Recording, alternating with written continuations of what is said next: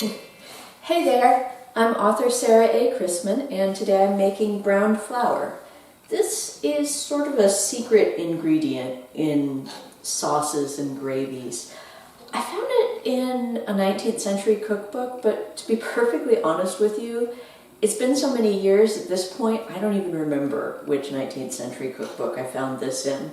It's really easy, and it's, like I said, kind of the secret ingredient in good gravies.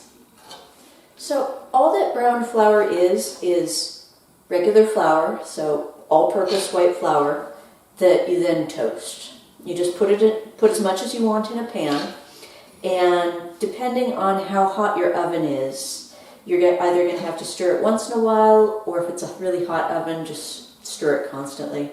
The only rule is you don't want it to burn. And you're just going to slowly heat it until it turns brown and starts to smell like toast. And then I make a bunch at a time and just keep it in a jar in my cupboard. And then anytime you're making a savory sauce, like gravy or a sauce you're going to use in a casserole, you just substitute this for whatever white flour you were going to use, and it gives a richer flavor to the food. And it's really quite good. And I like to do it when I'm already cooking other things. You see I've got a few other things on the stove, just because I've got better things to do than only direct all my attention to stirring one dish for, like an hour or two.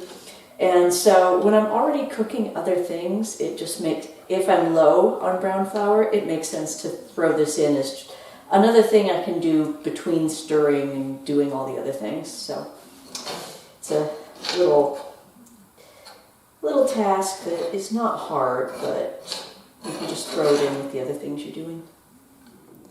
So it doesn't get all that dark, but it will start to smell like toast. And that's when you want to take it off of the stove. And if you've got a nice heavy pan, you might want to keep stirring it a few minutes because the pan will retain some of the heat. But just let it cool off and put it in the jar and use it whenever you need it. It really helps with sauces.